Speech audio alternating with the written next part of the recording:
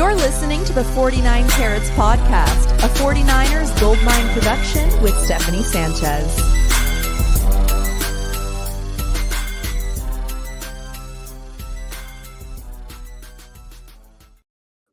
What's going on, everyone? Welcome to another edition of the 49 Carats Podcast. I'm your host, Steph. It is Tuesday, January 28th, and I'm back here with my Monday goals on a Tuesday. Weston P. Smith. Weston, how you doing, man?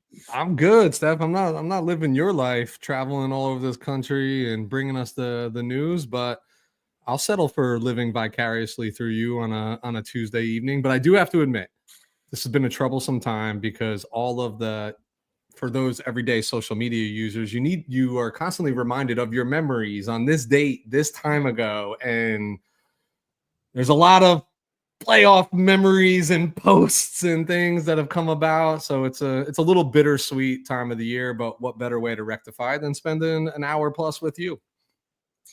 Yes, that is the tough part of this time of the year when your team is not in it. But look, we're going to turn some of those negatives into positives. The positive here is that I can immerse myself in the draft, in the Senior Bowl. This is my third season, third year in a row going to the Senior Bowl. And I feel like this is the most prepared that I've been going into it, as far as, studying some of these players, watching some of these players ahead of the Senior Bowl, and kind of knowing what to expect, just at a high level, and just studying some of these players and knowing who they are ahead of time, and not just discovering them at the Senior Bowl, I think has been big, and it's been awesome. Brad's here. We've got Wayne here, Johnny. So it's fun. And then I have met a bunch of people, throughout the years who are great people, fans from other fan bases, or content creators from other fan bases that come out here as well to, enjoy the Senior Bowl. So it's awesome to just meet other like-minded football people out here. And it's great. So day one was today, Tuesday, and like I said, there's plenty to take away from it, I think.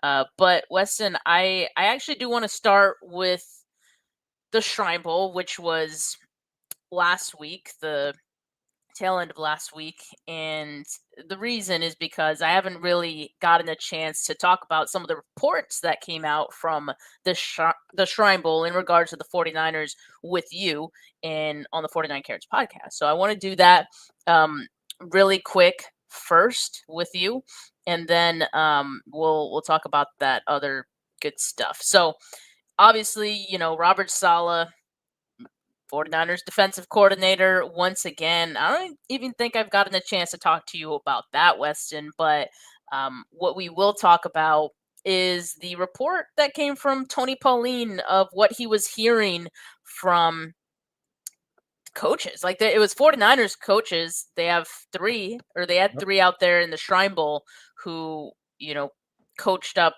different position groups there. So I imagine that what he heard came from them, or one of them, some of them. There's also scouts that, of course, were there.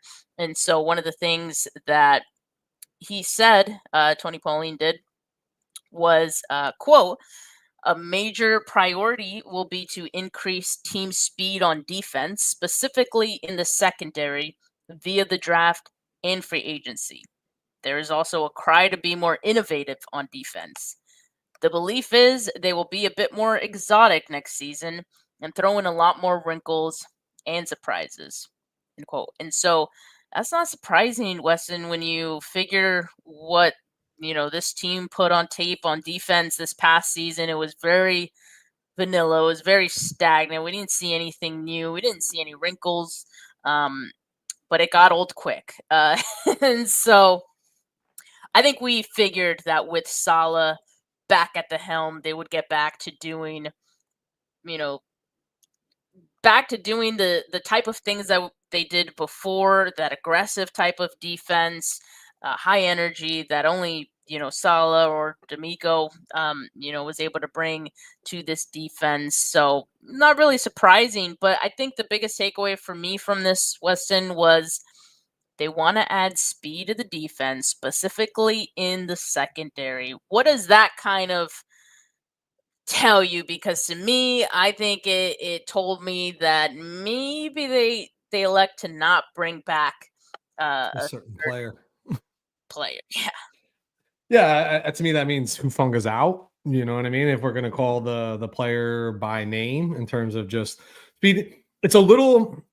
Well, I'm not surprised that they'd be focusing on the defense, the speed in the third level of the defense. I do think when you have Dre Greenlaw, Fred Warner, whether it's DFF or D Winters or whoever's going to be out there, potentially with those, if that's the three and you're able to bring Greenlaw back, you have elite speed at the linebacker position, right? And I think it is about the secondary. I think the speed is more about the word that sticks out for me in Tony Pauline's quote is exotic. I don't think there's anything since even when Robert Saleh was here that they did that was exotic. It was, we're going to get home with 4. We're going to sit in a nice shell around you and everything's going to be nice. Like that, you had the 4 that got home and got to the quarterback. But if you want to be exotic, blitz, right? Like that's what exotic means to me is we want to blitz, be a little bit more blitz happy as a defense. You have to have recovery speed in the secondary, right? Because to me, the hardest position in the NFL to play is the cornerback / defensive back position. Like you're at a disadvantage all the time. So you have to be able to, they need to be able to go cover zero, press man. They need to be able to do those things. And, the ultimate equalizer is speed. So I'm not shocked by this statement. But what I'm excited about this statement, I'm sure we'll talk more about this, is we've talked about it, Steph, when it was, hey, what will they do at defensive coordinator? And all signs pointed to all chips in the middle of the table for Robert Saleh. I outwardly said, I'm not necessarily a fan of this. I love Robert Saleh, the man, what he did for this team. My memories are always great of him, but I'm never a fan of retreads. You know what I mean? Because the defense that is here is not the defense that was here in 19 and in 20. It's just there are some usual suspects and some familiar faces, but it's just not the same entire unit that's going to allow you. Like we struggled getting to the quarterback. You're not going to be able to do that with the front 4 that you have right now. So to me, it's like, okay, emphasizing speed, emphasizing this notion of exotic means that, okay, is Saleh coming in with the right mindset, or is the 49ers bringing in with the right mindset? Is like, we want you, this passionate, fiery guy, but it's got to look a little bit different than it has in the past, right? It's got to align to this. And what have we always knocked the Niners for?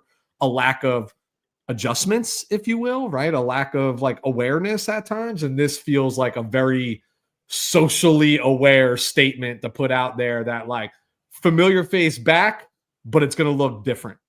And I that gives me the butterflies, right? Because if it was just like same old, I don't know if same old gets it done in this conference and with this roster. So I'm excited about it. We'll see. But I hope it's not just lip service, and I hope it's one thing to have the intentions to get faster and to do those things, but do you put your money where your mouth is? And that's not just the draft, that's in free agency, et cetera. Like put your money where your mouth is. And I do think with Saleh coming back, you're going to see a heavy investment into the defensive side of the football. Well, the reason that I wanted to start with this is because, I do think that it's relevant.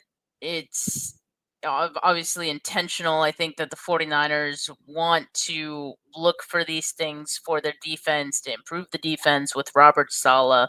And when I say intentional, I'm talking about how they're kind of placing themselves for this plan now, right? In the pre-draft process. And I imagine in free agency as well, we'll start to see these things. But what we're seeing in, these pre-draft bowl games is that the 49ers coaches are very involved, at least at these positions of need. Like at the Shrine Bowl last week, they had 3 assistant coaches who were, coaching there. So yeah, their assistant DB coach, Andrew Hayes Stroker, who was coaching defensive backs.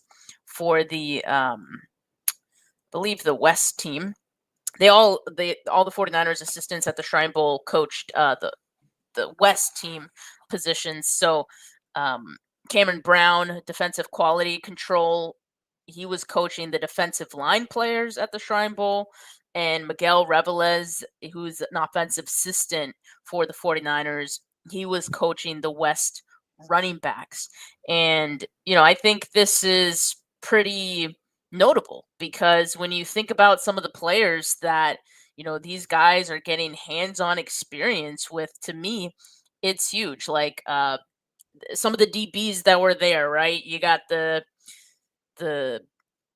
Noel Williams from Cal. He was a good one, and a name that I saw circulating throughout the week. Robert Longerbeam from Rutgers was another one who, had a great week at the Shrine Bowl as well. Jabbar Muhammad. So that's very valuable to be able to see these guys up close, coach them. I think it's huge for these coaches, and I have to imagine that these guys will stick around under Saleh. That's the question mark, right? Like, who's going to stay under Saleh? Is he going to bring in other guys and maybe, do away with some others, part ways with others? I don't know, but like the fact that the 49ers, for example, on like the defensive side of the ball, you got two of these guys who've got this valuable time now at the Shrine Bowl. You got to at least give them the chance to give you that intel and take it, because like I said, I think it's going to be very valuable, to scout these players, if especially the defensive side of the ball is going to be something that you're going to be emphasizing. Yeah, I think the individuals that find themselves, whether it's the Shrine Bowl, the Senior Bowl, I don't see any scenario where they're supplanted from the coaching staff, right? I think a lot of teams take advantage of their coaching staff being there, in the sense of like, if they find that one guy that is like a day 3 pick, but you just fell in love with his preparation, you fell in love with his attitude, you fell in love with everything that you saw on the field, like he rises up your draft board on that day 3. And it's because you had that hands-on experience, which is invaluable. And I just don't see a scenario where a defense coordinator hired at this stamp, like this is an established football team. He's not going to uproot, right? I think there's just going to be, a few play. I think where Saleh will uproot is more from a player standpoint than it is surrounding coaching standpoint. If I'm being honest, I just don't see any benefit to saying like, hey, Cameron Brown, hey, Stroker, like you guys are gone. Like they're there, they're investing that time. You want that knowledge. That knowledge is critical in terms of like engagement with player who fits the insert team, but 49er way, right? I think it's invaluable experience. It's invaluable exposure. And the 49ers have shown time and time again that they love plucking late day picks out of these two games, the Shrine Bowl and the Senior Bowl. And they've gotten production from those players as well. So they've been fortunate in the past. I don't see them shaking that up now. Kind of my opinion.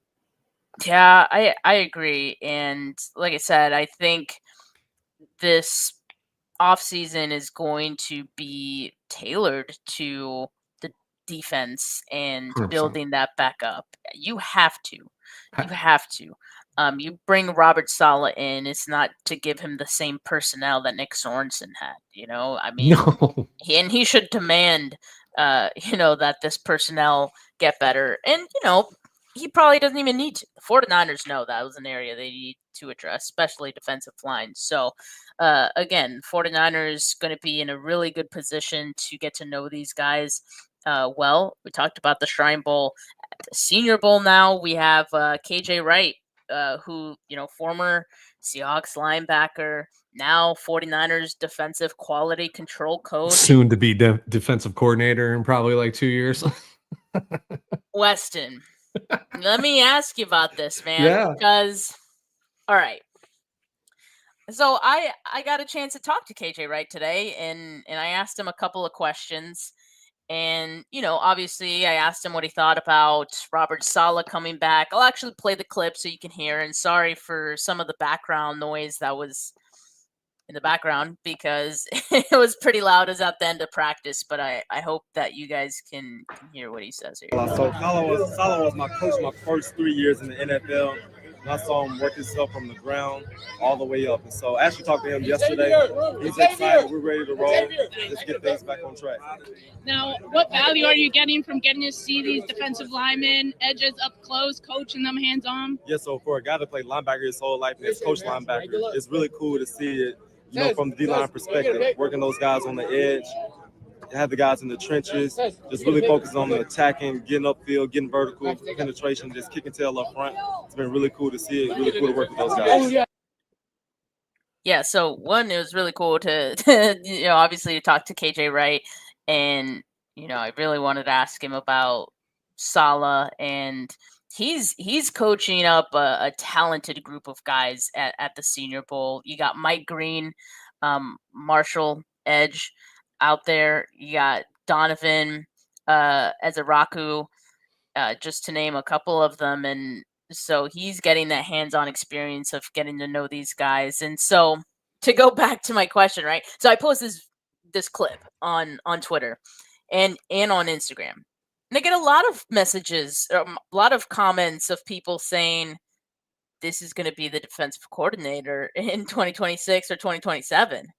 And the thought hadn't even really occurred to me, Weston, but I think it does make a lot of sense from the succession standpoint. 49ers do like to have guys who have been in the system, and KJ Wright was essentially built from it, right? So tell me why you think KJ Wright could potentially, someday be that succession plan. Why did your mind go there? Are you just connecting the dots, or because he hasn't been a coach all that long? No, he hasn't. But a little secret. So back in, God, what was it? Hold on. 2014 or 2013? I got to actually Google it so I know exactly what the time was when this happened. But long story short, it was the year that the Seahawks were playing in the Super Bowl in Giant Stadium, right? So the whole Super Bowl was geared towards New York City. Nothing about New Jersey, even though the stadium's in the state of New Jersey. Just so happened to be, that was the year that I went on the road, watched all the 49ers playoff games, didn't go to Seattle because nobody would go with me. By the way, they lost, whatever. And the Super Bowl is going to be in my backyard. I was in Madison Square Garden with a buddy watching a college basketball tournament. And he was gifted a box through work, whatever it was. I was walking to the bathroom outside the box, swear to God, bumped into KJ Wright. He was just in Madison Square Garden. And I was just like, dude, you're KJ Wright. This guy's 2 years into the league. You know what I mean? But he plays for the team that I hate more than any team in the National Football League. So, of course, I know who he is. And they just beat us, by the way. So I just started talking to him, and he was just like, I can't believe you know who I am, And we were just talking, just the way that he carried himself, the way he presented himself, the conversation itself. I was like, this guy's going to be a coach in the National Football League one day. He just seems so cerebral. So this is literally January, the end of January 2024. 2014, when I talked to him. And then the new hot thing in this league is these former players that are once upon a time position coaches, graduate into coordinator roles. They don't tend to do so hot at the head coaching level, but they tend to have success as a position coach. And as KJ Wright is a guy that even as a 49ers fan, you saw enough of the Seahawks, that he did everything the right way as a football player. Everything the right way. You literally couldn't say a bad thing about the guy other than the fact that he played for the team that you hated the most, right? During his professional career. He was just a guy that he just feels like he is meant to be a coordinator in this league. And guess what? This is the D'Amico Ryan story all over again. He's on your staff. You're going to cultivate him. You're going to groom him. You're bringing back in a senior defensive coordinator that has head coaching experience. KJ Wright's the kind of guy that will just find himself under the right they always say you want to be successful, align yourself to successful people. And that's what KJ Wright has done. Like as even he starts his coaching career in the NFL, and it's going to be no different with Robert Saleh. And Robert Saleh got firsthand knowledge of this guy. He's going to take him under his wing. It's groomed. And the reality is whether it's a year or two, could be a year, if Saleh shows statistically any improvement in this defense from 1 year to the next since he took over, he's going to get another shot at a head coaching job in this league. And who's going to be waiting in the wings? And this team has shown time and time again that they would actually prefer to promote within than they would to go from the outside.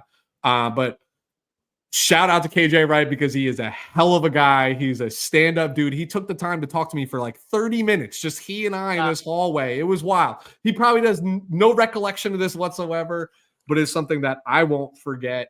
And I just knew from talking to him that this is a guy whose career was going to expand beyond just being on the field and being a player. And here we are, literally 11 years later, it's coming to fruition, you know? Yeah. And look, I love the sentiment of feeling like he could be a strong DC one day. My thought is just that like I'm not sure if he would be ready after just one season of Saleh, right? Like he's just going into his second year of a defensive quality control coach. And I get it. He's a natural coach. He's a natural leader. That is hard to find. Guys like that don't need a lot of build up, to get that experience because it's a natural ability for some. Mm-hmm. But kind of like this comment here, KJ Wright won't be a DC for at least 3 more years. Invader says it took D'Amico Ryans 4 years, right? So I'm not saying that KJ Wright maybe won't be a defensive coordinator someday and maybe hopefully for the 49ers if they, a solid succession plan, right? But I don't know if I can have that expectation of him and after 2025, 2026. Like I think it might take some time. I mean, like I said, great coach. Half of it he's already got down pat. But to go from that to suddenly being able to call plays for an entire defense and orchestrate all of that's difficult, right? Yeah. We know that.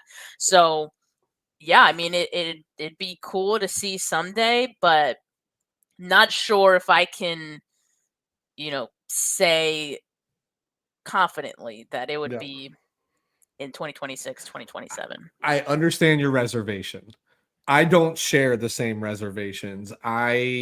I think this league is all about trying to catapult and get ahead of like the next best thing, right? Like, and you want to be right more often than you're wrong. And what I mean by that is I feel like teams are more willing, especially if you're a good franchise, right? And you have talent around, you can take a risk on coaching that you may not normally take a risk on.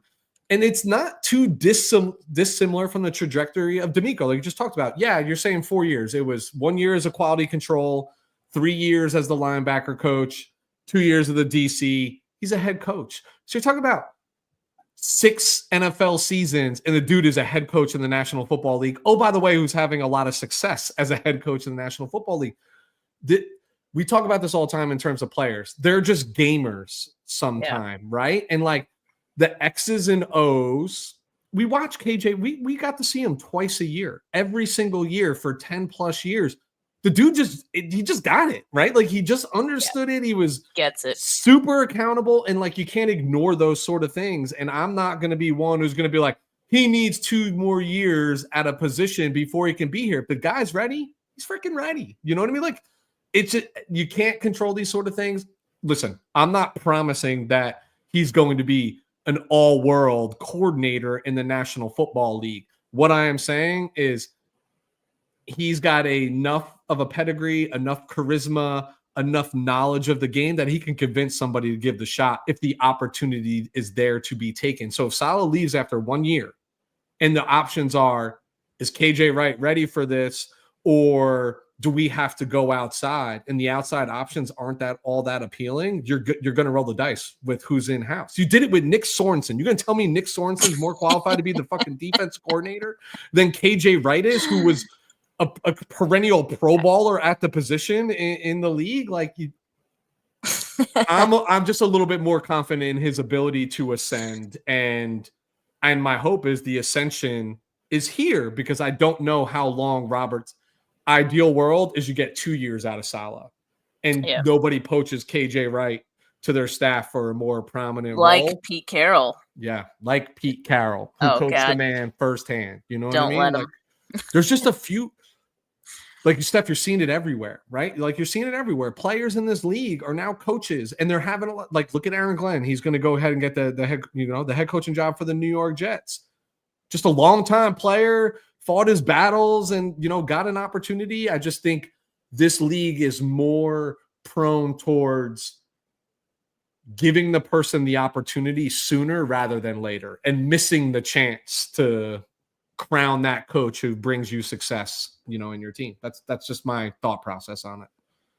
Yeah, I agree. Like, not everyone is going to need the 4-year runway to gain that experience as a position coach before becoming a DC. So maybe KJ is one of those guys. And, as Ski says here, the 49ers know what they're doing, and they know KJ.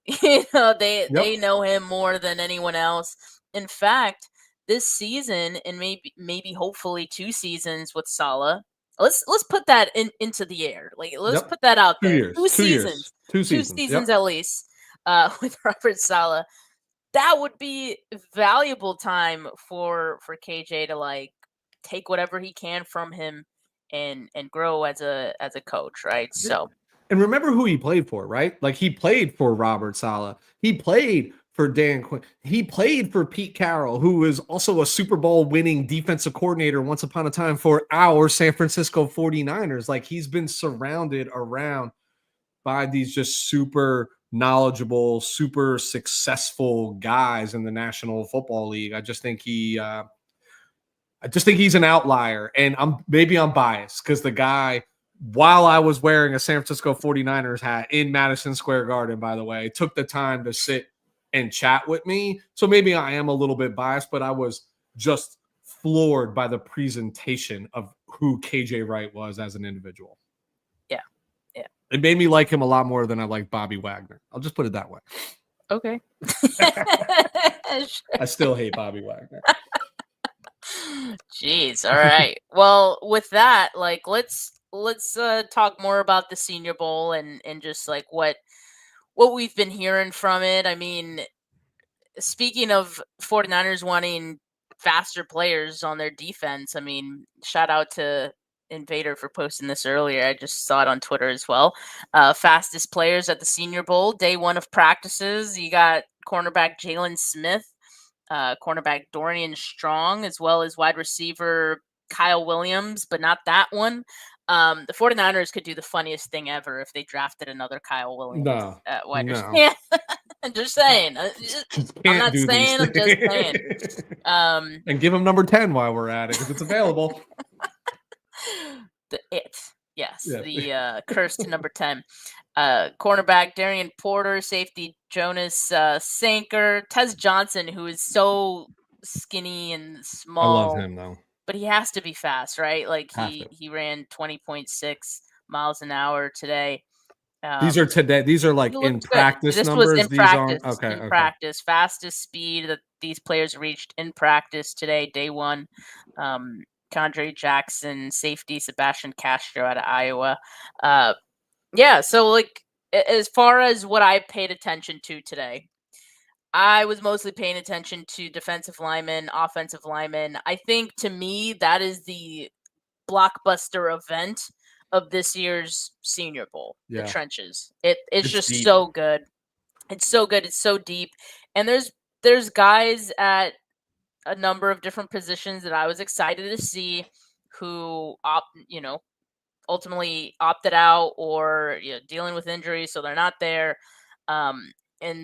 But still, there's so much talent on this roster, and I'll say so. Like first, it was the national team that practiced, and I'll say that team has the better pass rushers as far as the defensive line goes.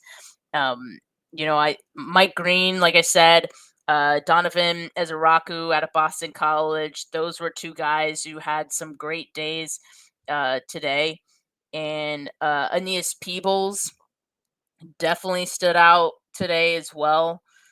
And very strong offensive lineman on the national team too. You had the Josh Connerly from Oregon who looked really well today, really good today. Wyatt Millum, I thought in one-on-ones and even in team periods he held up well.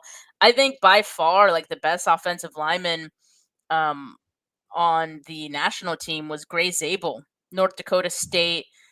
Small school, right? So the question with all the small school guys is how are they going to hold up against better top tier talent? Well, I got to say Gray Zabel looked great today. He held up well. And if I'm not mistaken, he played at guard and center, both guard spots and center today in practice. And, that's impressive. The versatility standpoint, that could be valuable for teams. So that from the national team, that's kind of the guys I was paying attention to on the trenches, guys that stood out. Elijah Arroyo was a guy that was impressive, not just to me, but like anyone who sees him and his frame gets super impressed because he looks like a prototypical like big wide receiver, like a big bodied wide receiver. And as we're talking here, I'm gonna let me ask you, some clips here because go ahead. Is this one of the guys? So Arroyo, like, look, you're going down to this event, probably 5 to 7 guys that you're like, I want to be like locked in on them. And this happens to me all the time if I'm watching like all 22, like in downtime, especially leading into the draft, where I go into the film like watching somebody and then I can't take my eyes off of somebody else. Was Elijah a known commodity to you going down there? Or was he somebody who just popped where you're like, God damn, like I wasn't expecting that. You know what I mean? I definitely like that question because there are those guys, right, that you're not even trying to notice and they stand out. I knew Arroyo's name, right? Like, so I knew he was a good player just based on how many people mentioned him heading into the Senior Bowl, right? But I hadn't actually watched any of him at all. I hadn't watched film on him yet. And so seeing him out here, I actually thought he was a wide receiver when I first saw him, like, no joke. And it's because he has the big frame, but it's also kind of lean, not in the bad way. Like it's like I said, it's just a big wide receiver frame so, and he's wearing number 80. So I just thought he at first glance thought he was a wide receiver. Then he's running routes like this, right? Yep. Like, so very smooth for a tight end. And again, at his size, that is impressive to me. So he is someone that as practice got started and you start seeing him, he did stand out a lot more so in route running and physical ability. Like, did you get to see him in any one-on-ones with any edge rushers or anything like that from a blocking standpoint? No, I didn't. Usually in the one-on-ones, I was paying attention to defensive line, offensive line, and by the way, so was John Lynch. I mean, you see him at the end of this video who here, Devin Jackson posted this one.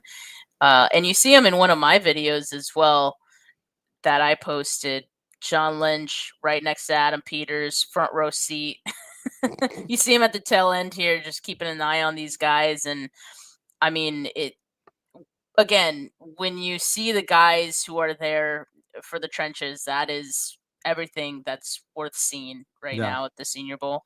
And also, it's the first day of practice, so you do expect that some of those other positions, it may take them some time. Like, I expected that defense was going to have a stronger day than the Always. offense. Some of the quarterbacks weren't very. You see Mike Green here with his bend. A lot of the quarterbacks didn't have the greatest day today. I was getting people curious about the Canadian quarterback. What's his name? Taylor. I always Elgersma or Elgersma. Elgersma. I'm gonna go with that. Yeah, it works for me. The Canadian quarterback. I mean, I'm not paying attention that much to the quarterbacks. 49ers don't really need one, but he could be someone who could be available in late rounds that you could take a flyer on. And I'll just say, like, even though I wasn't paying a whole lot of attention to him, he doesn't look out of place. He looked comfortable. And remember, like, he was at the CGS All-Star, and he was at was it Tropical Bowl, or he's been at a few of these, like, pre-draft bowl games now. Yep. Before getting this call up to the Senior Bowl. So for him to kind of take that leap with each one, like, he's been impressing people along the process. So he looks comfortable. He looks the part. Dylan Gabriel, tiny, but he looked good today. But yeah, I mean, trenches was the big thing. Other guys that stood out, I already mentioned Tez Johnson. He's, like I said, he's fast. He could get open.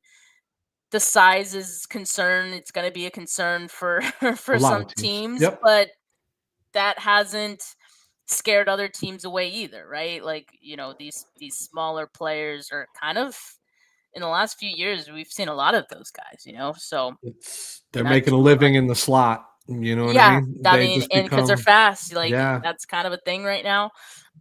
Speed kills, and it can't be taught. It's that simple. Yes. Yeah. I mean, that's really it.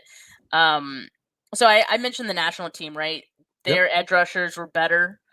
On the American team, their run defenders were a lot better. You have Deion Walker out of Kentucky. He's a big boy.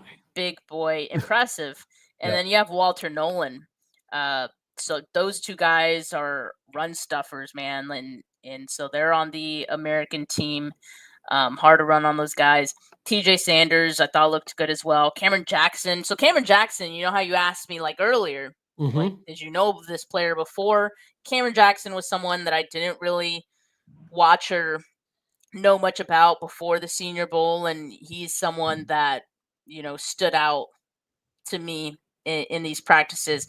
He has really, well, actually, I don't, he was impressive, but there was another guy who impressed me because he had like really fast hands and like really sudden like hand movements, but like in a good way. I'm trying to remember. I don't know if was it Kinlaw who was training with knives? Who was the one training with knives? I don't remember. I mean, that sounds like something Kinlaw would have done. I know he ate squirrels. No, I know. I saw a video with what's the Xavier Legette from Carolina, like literally catching Legette a squirrel. Was training with knives? No, you mentioned squirrels, but like where he literally on video caught a squirrel and was like, "Y'all thought I was playing, and I'm gonna go eat it." I'm like, "You just grew up in a different area than I did, homie." I don't know about that. Like, I mean, it's pretty obvious when they are, right? I know. Like, when they squirrel? And he's like, "This is what we ate." And I'm like, "All right. Don't invite me for Thanksgiving. I'm bringing something different than squirrel." Seriously. All right, so Cameron Jackson, right? Yes. Mentioned him, wasn't someone I knew, but stood out to me anyway. RJ Oben was the other guy. So RJ Oben was the guy with the really like fast hand movements, and I was impressed by that. Like, that stood out because especially when they go through like those individual drills, you see these. Oh my God, look at Deion! Look at what Deion Walker did to this poor man. I know, that's not fair. Come on, so coach. Come on, coach. And for context, for anyone who hasn't been deep in the draft stuff, you got Mason Graham, who's DT1. He's going to be the top defensive tackle drafted, and then you got Deion Walker, who's DT2, right? So I'll be the second one off the board. I think he's potentially an option for the 49ers at 11, quite honestly. Going back to the conversation of, defensive line or just the defense in general, I Priority. think it's a priority. I know a lot of 49er fans would like to see offensive line be addressed, and I would too. I just don't think it's going to happen at 11. I But you think can't square peg a round hole. You know what I mean? If the guy isn't Yeah. there, this is one of the things I'm most excited about this draft. When was the last time we were drafting this high outside of the COVID year and they made the move to trade from 12 to 3, right? And with that, what position they're addressing. Like, you don't make that move otherwise. So you don't want to draft here again, period, point blank, right? Because that means you're not winning football games. This is not the expectation of San Francisco 49ers. So, I think there's a part of me that's like, God, you really got to find the replacement for Trent Williams this year. Like, this is like a must-have now. But if the guy's not there, what's so exciting about this draft, to me, by all accounts, by what my eyes tell me, what the pundits tell me, is that it's a really deep trenches draft, which means two things. Means you can find a diamond in the rough later, right? If the guy's not there and you square peg a round hole. But it also means that there's some guys that are really high on people's draft boards that are going to absolutely just flounder in the National Football League. That's what happens in these things. So, I'm with you, Steph, or I'm with the fan base. I would love it if at 11 it's just one of these top 2, top 3 offensive tackles falls in your lap. I think you can't walk away from that. But it's really hard when you brought in you divorced and then are remarrying your defensive coordinator and you're bringing him and giving him a lot. And there's a lot of good defensive line talent too. Same thing applies, right? You could find a Pro Bowler in the 5th, 6th, 7th round that just springs onto the scene and you could swing and miss big time, right? In the first round, because you never know. But the priority is the trenches. Either way, I think this fan base needs to see the San Francisco 49ers draft either an offensive lineman or a defensive lineman with 11 overall, somebody that you feel confident is going to give you 7-8 years, is going to see a second contract with your team, hopefully, because you don't want to be drafting this high again, period. And the defense is the run game's a priority. It's an absolute horror show what teams were doing to us running the football. Yeah, and sorry, I misspoke. Deion Walker not going to be early first round. That's Walter Nolan. Nolan is the DT too. Yeah. I do get those guys confused. They're both on the same team, on the American team at the Senior Bowl. Nolan's Ole Miss. Who's the Marshall kid? Why am I drawing a blank on the Marshall kid? Mike Green. Mike Green. Okay. What did he look like? I mean, he looked the part as well. And I actually did ask KJ about him again because he is, coaching him and seeing him firsthand, right? And so I'll post that clip a little later, maybe after the show. But basically, KJ's answer was you see the tape, he's dominating out here. Who cares about his arm length, because again, that's something that, when people saw his measurements, it's oh, good. He did gain weight. Oh, but his arm's still short. Is he going to be successful at the NFL level? Well, I can tell you that he was successful at the Senior Bowl. Did not hinder him here. So yeah, he's looked good. And yeah, I mean that's why it's so valuable for KJ Wright to see these guys up close. Be there. I'm telling you, he wouldn't even be there if they didn't already have this vision, right? I'm just telling you, there's a vision for KJ Wright. But this is the time. This is what I hate about this time of the year is we start splitting hairs between height, hand size. I know, it's so silly, right? Arm length. But I understand it, right? As a scout, that's your job, right? Steph, think of us in our everyday lives, right? Every once in a while, you got to hedge your bets, right? And the hedged bet says, gosh, tackles who have 33-inch long arms tend to be better than those who have 32 and a half, right? You know what I mean? And when you're splitting the hairs between these talent, but I like what you brought up about what KJ Wright said. Just put on tape. It's right there for you. Tate doesn't lie, period, point blank. You can either play this game or you can't. You've been getting away with playing inferior talent for a long time. And guess what? There is no inferior talent in the National Football League. And some guys are just up for this is why I always say I don't even love first round offensive linemen. I don't. I want the guys that are undrafted players and late round picks who got a chip on their shoulder, because it's a dirty, filthy position. You need to be willing to do whatever. There are very few Orlando Paces walking around this earth, right, that like live to the billing of that number 1 overall pick. But this is measurable season. This is Olympic underwear season, right? Like that's what we're in right now. But that's all we have. That's all we have to say. How does it translate to the?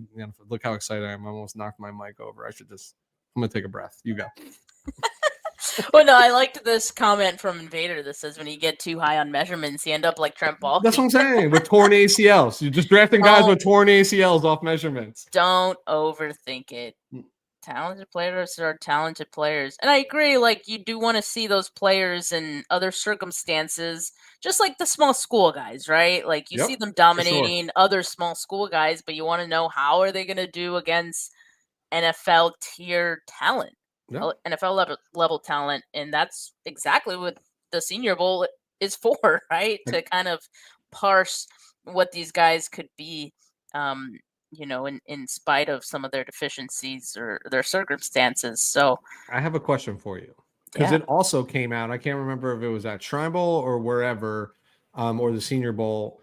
Somebody was quoted as saying, NFL teams are telling me that they only are handing out 10 first-round grades on this. And we've talked about this during draft season for multiple years on your show, Steph, about how most NFL GMs and locker rooms are really only handing out somewhere between 12 and 15 first-round grades, even though there are 32 picks.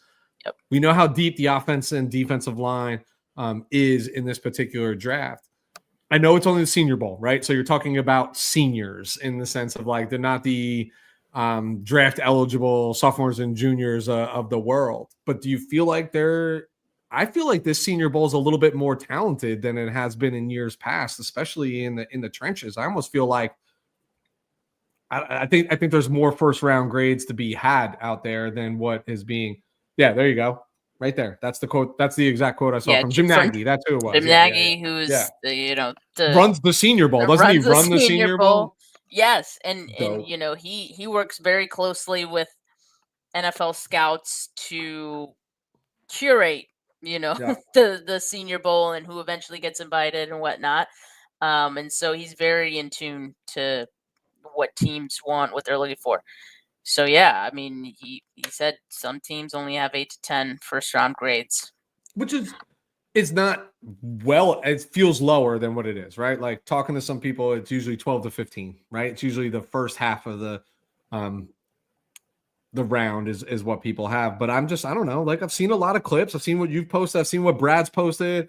I've seen what Johnny's posted, Wayne's posted. Like I'm seeing these video clips and I'm like, gosh darn, there looks like a ton of quality first round talent just on the line. Like not even in, and I don't know. I'm not there. I'm just telling you what my eyes tell me, that this statement from Jim Nagy feels a little bit more misleading than it probably was meant to be. But also it depends on teams. It depends on team fits. What your value, what you need, right? People tend to put need above BPA all the time, Yeah. I think, and going back to how certain teams have thresholds in their measurables, right? Like that plays into it too. So, it's usually like blue chip talent, first round guys. There's still going to be 32 players that get drafted in the first round, but not every team is going to necessarily feel like that's good value for them. So I think, that's really what it comes down to.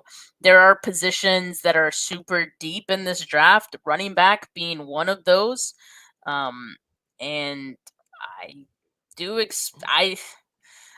running back, I don't think is a huge need for the 49ers, but it would not shock me one bit if the 49ers drafted a running back again. I do also think they can wait and get incredible value out of They an will. undrafted free agent, right? Yeah. So both of those are an option, but that one's deep. Again, I think defensive line is pretty deep, I would say. And you see these clips that we're posting of some of these players that are at the Senior Bowl. The reality is that like not all of these guys are going to go in the first round. Like some of these guys are going to be maybe day 3 picks, right? But there are guys who are raising their stock. One guy actually, I'm going to play his rep again and turn off the sound here. Was Jackson Slater from Sac State. Yep. A small school guy, but he held up really well today. You'll see Brad, who's our offensive line guru, sing his praises, and he looked good. They had him at guard today. Would like to see him have center reps, but yeah, he held his own for sure. Chips on the shoulder. This is just another guy, right? Who probably has just been overlooked his entire life. And it's just a baller, and he's probably going to make a name for himself in the National Football League. And he's going to do it by being versatile. That's the new buzzword in the NFL, right? When you're a fringe, like this is how they justify the arm length. Like, oh, he's got 32.5-inch arms. So he's probably going to be a guard, but he's got tackle experience, which means he's versatile. And we're going to bring up and rise up his value for sure. So I'm just, because this is what it needs to be multiple offensive linemen. It needs to be multiple defensive linemen. Like the youth movement also needs to begin a little bit for the San Francisco 49ers. And when they're the best and when they're at their best, their trenches are the strength of their team. And they need to get back to that. They have skill positions.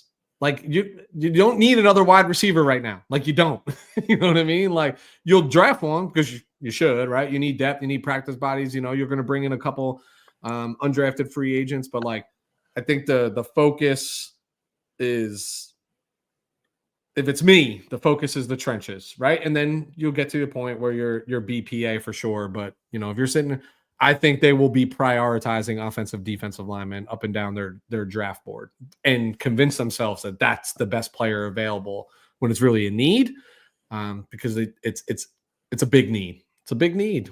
I don't know how else to explain this, but the offensive line wasn't as bad as we want to make it out to be, but the defensive line was worse than we want to admit that it actually was. Yeah, I 100% agree, and I think the talent's going to be there for defensive line. So yeah, I mean, this is a great opportunity for them. Like I said, they've got all the guys that are there, John Lynch included, who usually comes to these to get all the information they can out of these players. And I'd be interested, Steph, over the next few days. Obviously, I think day one was just so much excitement and buzz around the offensive and defensive line. But as you're there for another couple more days, I'm so interested in hearing your feedback and the rest of the crew's feedback on the defensive backfield, right? I'm especially at the Senior Bowl, because you're now talking about guys that might have 2-3 years starting experience, which means they have a lot of football under their belt. And this is their opportunity to showcase how they're looking speed wise, coverage wise. I don't think they're looking at people that in the years past, it was like, hey, who's the better zone? Like, I think if you're talking about speed, you're talking about it intentionally because you want to shift a little bit of the philosophy of the defense. It's going to be a little bit more cover zero, man to man. So I'm like really curious, because I think I honestly, I think I just have this gut feeling that's like where the 49ers are going to live in the middle rounds of this draft is going to be defensive backfield. I just feel like that's where they're going to find, they did it 2 years ago with Jair Brown, right? I just feel like they're going to find or be aiming to fill that need in the 3rd and 4th round. So I'm just curious as to, because most of these guys, let's be honest, right? Like there's a handful of them that will be 1st-round picks, but most of them are going to be late day 2, probably day 3 picks. So can you find the diamond in the rough? And my question will remain the same next week when we regain, is who did you not know of or just know the name that popped on the tape, for those positions? Yeah. Are you asking me now? Or- No. Yeah, Because that I'm- wouldn't be fair to you because I know today was like it all was eyes on the line. it was the trenches today. Yeah, as it would have been for me if I had been sitting right next to you. Yeah, I think I don't want to pay attention too much to the wide receivers. I'm not sure. It's not. Here's my dirty little secret: is I'm in love with this Tez Johnson kid. You and I will talk offline. I want you to pay attention to him a little bit for me as a favor to me. I mean, he stood out, and I wasn't even trying to pay attention. Yeah, to him, he's just you know, he's a separator, if that And, makes sense. You know what I you mean? know- He creates natural separation, and I feel like he's a Yeah, he gimmicky does. guy. Good. And you need a play caller like a Shanahan, like maybe a McVay, even like a Kingsbury right now in Washington. Guys who love the gimmicky guy, you know what I mean? Who could dial up a home run ball for him in the game. I don't know. I just something about him. I like him. I like him a lot. I mean, it'd be great for special teams as well. You know, For real. So I'm sorry. I'm just talking your ear off today. I apologize. I missed you. You know, we're a day late. I know. got I feel 24 like I haven't hours of talked to you. anxiety built up. I haven't talked to you really. But so I want to take advantage of the fact that this is funny. What are you guys talking about here in the comments? Yeah, what's this? 3, 4, Yeah, 2, what 3, are 4. you guys- I feel like they're just talking shit to me. Like this guy's just rambling. Get him out of here. But yeah, I do think they'll address safety. One safety that I was excited to watch at the Senior Bowl is not there. That would be Makuba from Texas. Yeah. And I watched him. He's a ball hawk. He's a natural cover safety. I enjoyed his tape, so bummer that he's not here. But all right. The last thing I kind of wanted to talk about was, and I'll keep these clips rolling from Senior Bowl here because Keep 'em a going. lot of people had great clips.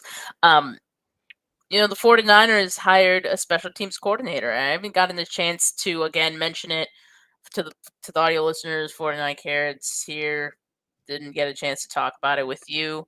They hired Brant Boyer as their special teams coordinator, former Jets special teams coordinator, a lot of experience, 6 years in New York, survived 3 different regime changes. Obviously also got the nod from Robert Saleh, right? Yep. Obvious reference there. And hey, I think this is a great hire. What were your thoughts on it? I mean, I'm such a football junkie that like knew the name, you know what I mean? Didn't know by any means that he was the special teams coordinator of the New York Jets. But when this was announced, like I'm not paying attention to who the special teams coordinator of the New York Jets is. But when you hear the name, like I know that guy. He played 10 years in the National Football League. I like it for 2 reasons. I like it on this on the surface of like, okay, well, you're not taking the defensive coordinator that you just fired and just supplanting him into some position that he probably doesn't have a ton of experience in from a coaching perspective. That felt like that was never a winning formula by any means, given Nick Sorensen that job. I like bringing a guy from the outside. I like that. To me, special teams is always an extension of the defense, right? So this is a guy who's essentially in some capacity following the defensive coordinator to here who has experience working with. Gotta love a guy. This is why so many people are high on Jim Fossil. Or yes, John Fossil was the head coach. Jim Bones Fossil, the special teams coordinator from the Dallas Cowboys. Love calling him Bones. That's his nickname, Bones. Look at him. He looks like Skeletor. When you see him next, you won't unsee it ever, I promise. But his nickname is Bones. But like he survived for a long time at many stops, right? He always survived head coaching changes, and it's because the players aligned to him. He just seems to mesh and fit well with any coaching regime that's going to come in. I think that's what we're kind of looking for is like moderate improvement in the special teams. But I think the thing that most excites me is this feels like Robert Saleh was like, because you heard the Saleh news first, then the Brant Boyer news afterwards, right? And it was more like Saleh was probably like, Kyle, this is a guy. Okay, Yep. cool. You handle it, right? That means to me, I'm seeing my head coach / offensive coordinator bring in a guy as the defense coordinator. Say, we trust you implicitly. Like, this is going to be your defense. We trust you related to the special teams. I think bringing in both of these guys allows Kyle to focus on what he does well as a head football coach, not, hey, Nick Sorensen and Schneider, like, I'm babysitting you. You know what I mean? Like, it just felt like it's been babysitting in years past, where now it's like, big boys are here. And then, look, I know many people probably don't like him. I happen to love the guy, Pat McAfee, glowing endorsement, who was a special teams player who played in this league while Brant Boyer played in this league, while Brant Boyer coached in this league. It's a pretty ringing endorsement from the guy, right? I've never heard anybody talk about our special teams coordinator since they've been as that type of guy. So I'm jazzed about it, right? I feel like this was it's an improvement just by name and experience at the position, in my general opinion. That was my exact thought as well, that this is a special teams coordinator that allows you to not worry about what's happening with special teams, because he has the experience and he's proven to be good enough that you can just trust him to do his thing. Yep.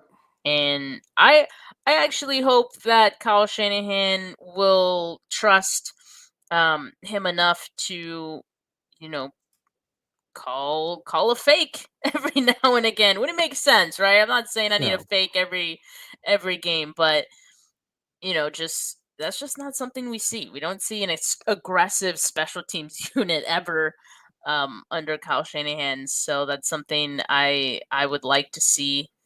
And hopefully we see that.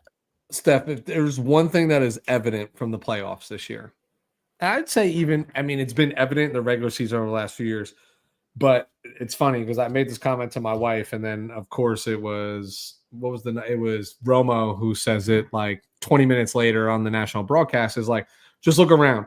These are the teams that are in our final four of our sport are the ones that extend games, extend drives. But what I mean by that is fourth down is like they go for it on fourth down, right? Yeah. They're not just looking to punt. They're not looking to do those things. You saw Washington fake a punt very early in that football game, right? Like, and do things like that. This is the new age National Football League. We have been poor on special teams. We've been conservative on special teams. And we've been too reliant upon special teams in certain scenarios. And I think you're going to get that better balance. And that's the one thing that I hope Kyle Shanahan has learned from all of this, is like, this is now a 4-down league. It's not 3 downs, punt, 3 downs, field goal. You know what I mean? It's a different ball game.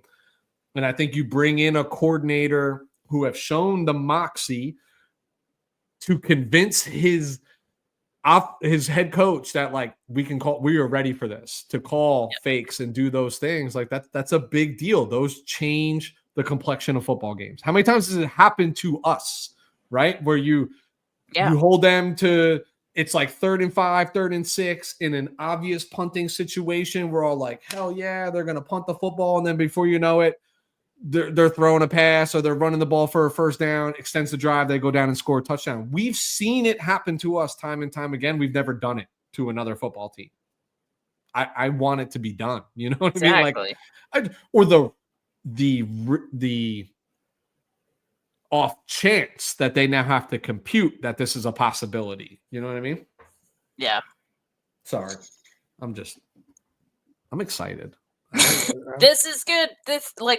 The vibes are high, I think, with the 49ers right now. It's just a change. Feeling we just did not have.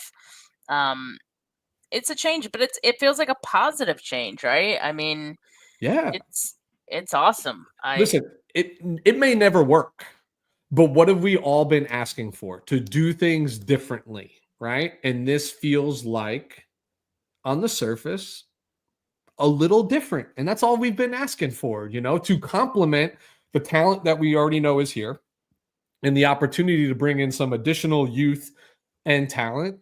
I think we're all buzzing from the 2024 draft where we had immediate contributors that we feel like are going to be. So we're all super optimistic that this regime can go find 2, 3, 4 more of those guys across the 10, 11 draft picks that this team has right now. It's just an exciting time for after spending a season in misery. It's exciting.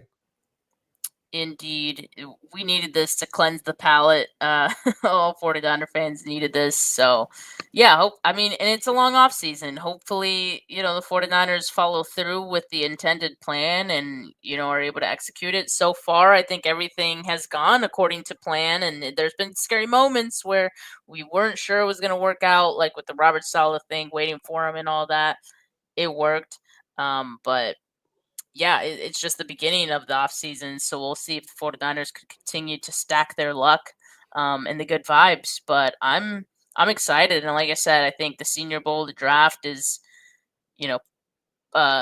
good first step too, as far as like rebuilding this team. And like I said, there's some really talented players out here, so I'm looking forward to seeing more of them in day 2 and day 3, and also the game like on Saturdays. So it's but football. yeah, When we don't have other football to watch this exactly. weekend, and nobody watches the Pro Bowl anymore because it's irrelevant. Exactly. I'd say this, Steph.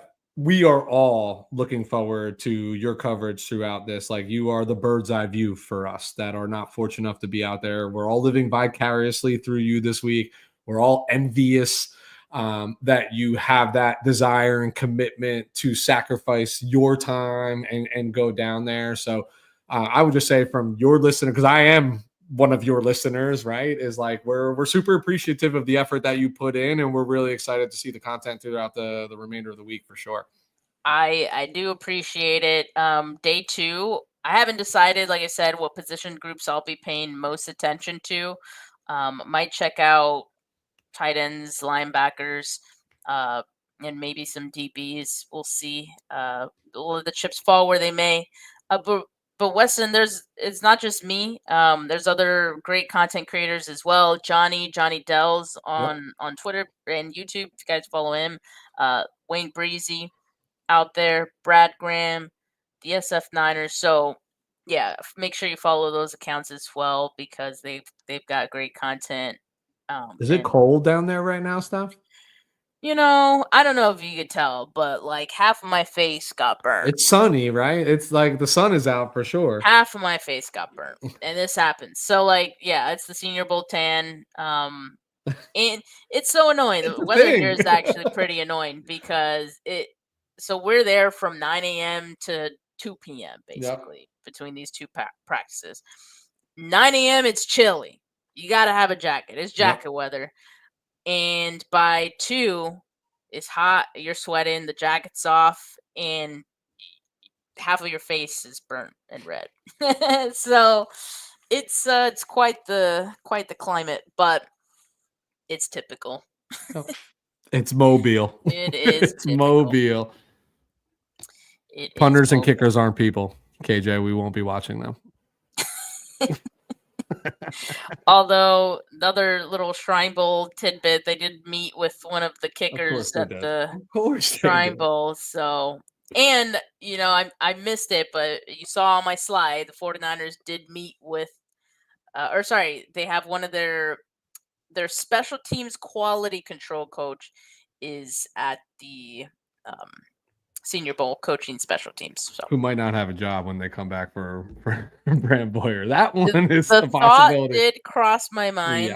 Yeah. But again, it's kind of the same thing we're just talking about. Yeah. That, hey, these guys they have intel that may be valuable to you. Maybe you keep them around at least till after the draft. I don't know. I did have to laugh because when I Googled Shrine Bowl, I think it was Shrine Bowl, when I was Googling it to bring something specific to come up, the first article I saw was 49ers interviewing potential Jake Moody replacement. I'm like, oh, we're doing that. That's where we are right now. January 28th. We are indeed doing that. All right, let's see. We'll save Super Bowl predictions for next week, Steph. Yes, I don't even want to. But yeah. I have a whole philosophy on this. I'll spend an hour on it, breaking it down for you next week.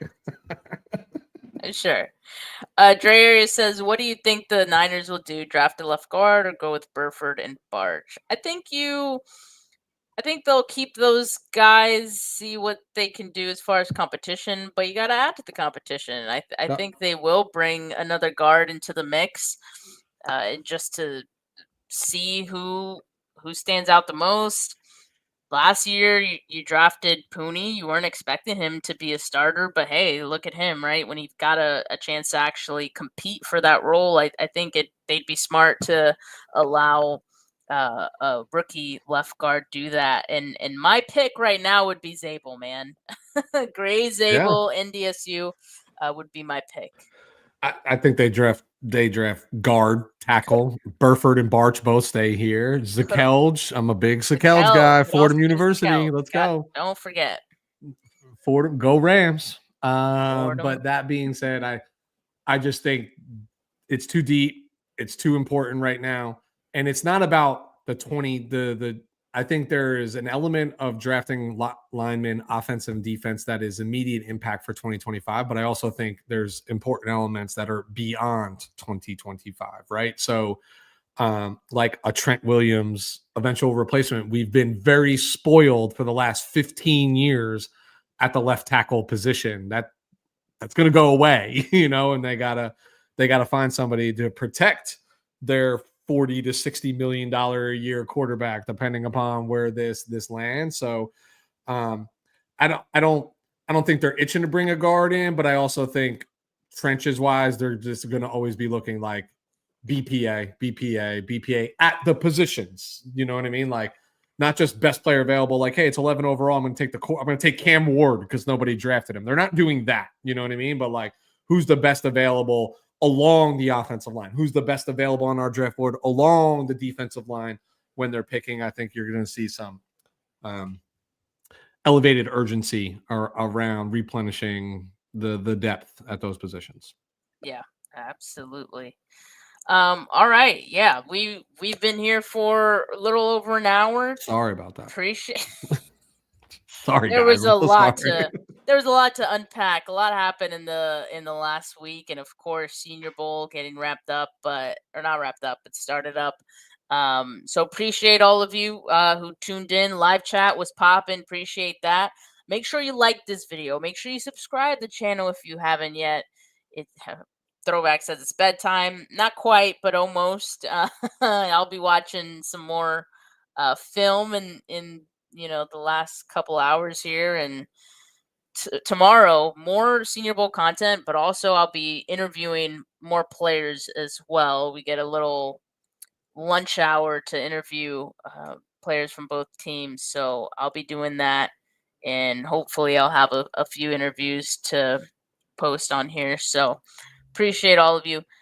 Subscribe to the channel, turn those notifications on so you know when I go live. Audio listeners, leave a rating, leave a review. Appreciate you spending part of your off season with us. For now, have a good rest of your Tuesday, folks. Peace.